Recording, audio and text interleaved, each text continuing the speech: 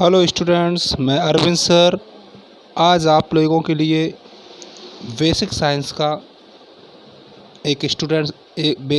का एक टॉपिक लेके आया हूं जो मुख्य रूप से इंग्लिश मीडियम के स्टूडेंट्स के लिए है।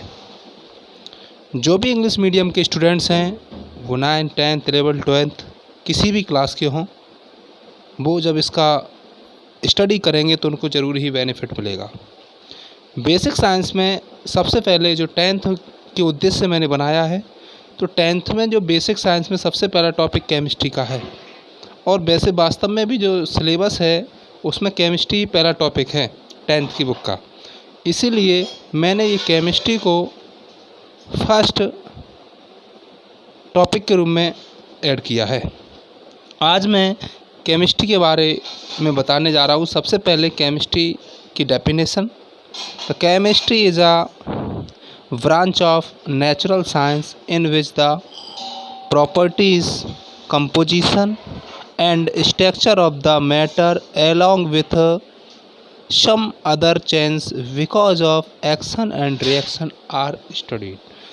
यहाँ पे मैं बताऊँ आप लोगों को, तो केमिस्ट्री एक नेचुरल साइंस जो प्राकृतिक विज्ञान है उसकी शाखा है। विच द प्रॉपर्टीज़ कंपोजिशन, इसके अंतर्गत हम किसी भी पदार्थ के गुणों का, उसका जो संगठन है, संरचना आदि का क्या करते हैं, अध्ययन करते हैं। और जो सब्सटेंस होता है उसमें जो भी चेंजेस आते हैं उनकी जो क्रिया प्रतिक्रिया अर्थात reaction and action and reaction, जो क्रिया प्रतिक्रिया है उन सब का अध्ययन किया जाता है। केमिस्ट्री के जो फादर हैं वो लेवोसियर है, जो एक फ्रांस साइंटिस्ट है। इतना आपको याद रखना है। अब अगली बात मैं करता हूँ मैटर पर। डिफाइन मैटर या डेफिनेशन ऑफ मैटर। तो मैटर और या इसको सब्सटेंस भी कहते हैं।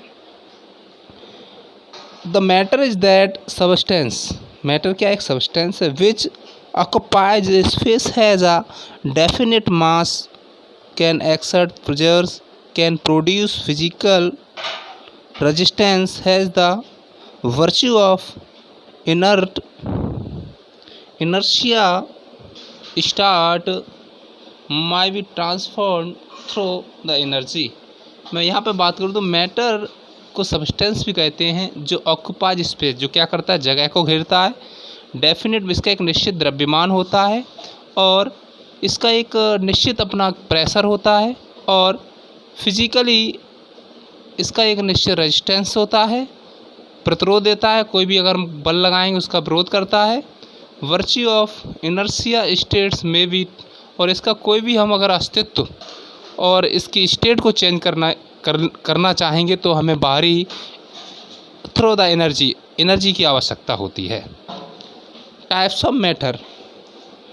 तो जो मैटर की मैं बात करूं तो मैटर के types, the matter has been divided into 2 categories. Matter को 2 टाइप्स में डिवाइड किया गया है, 2 टाइप्स में डिवाइड किया गया है।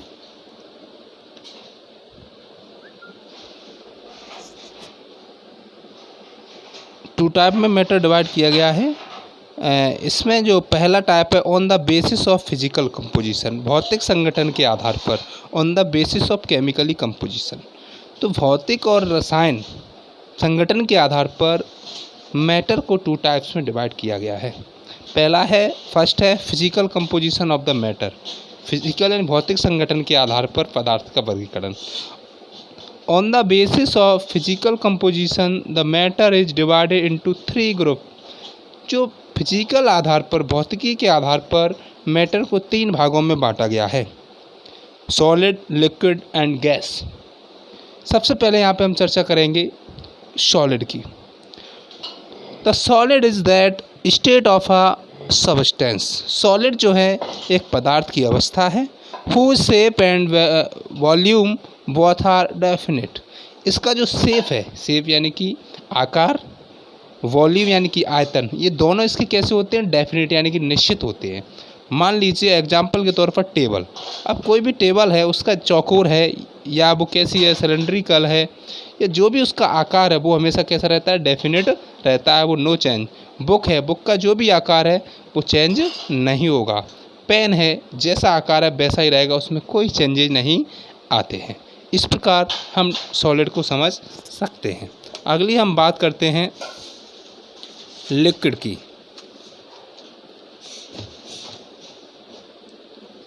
लिक्विड,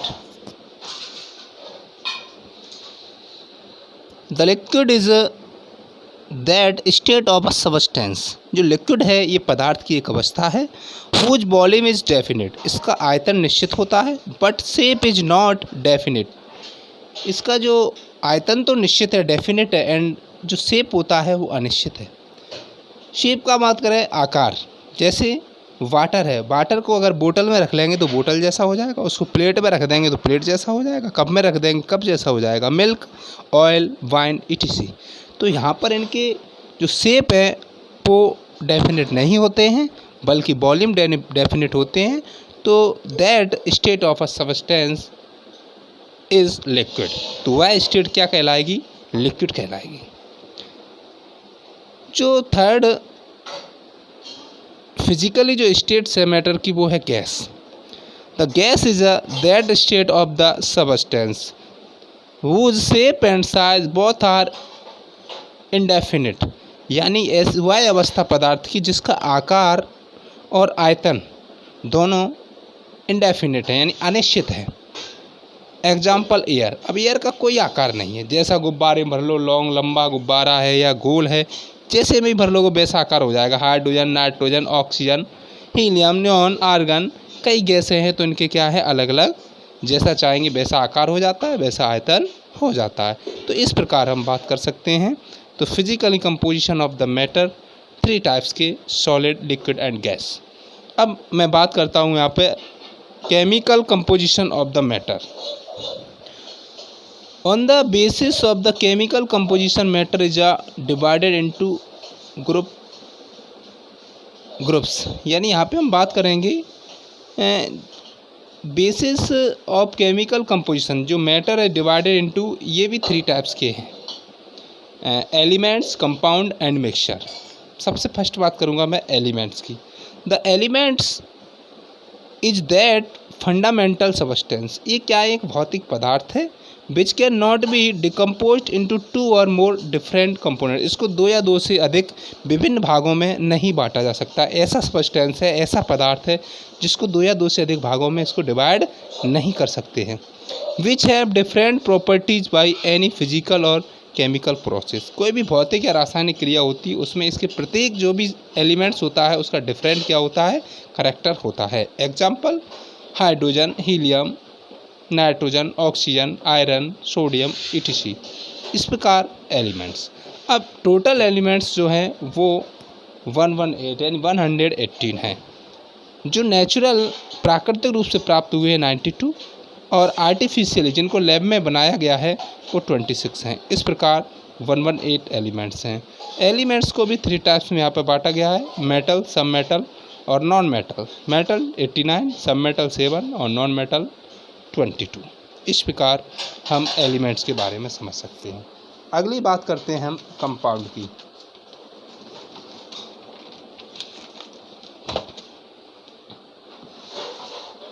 मेरे प्यारे बच्चों, यहाँ पे कंपाउंड जो केमिकली मैटर्स का जो डिवाइडेशन किया गया है, तो compound is a very important substance. Compound is a pure substance which is formed by the chemical combination of 2 or more elements in a definite ratio।